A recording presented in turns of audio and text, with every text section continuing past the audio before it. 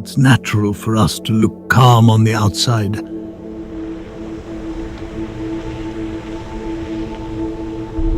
Until it builds, rumbles, and erupts.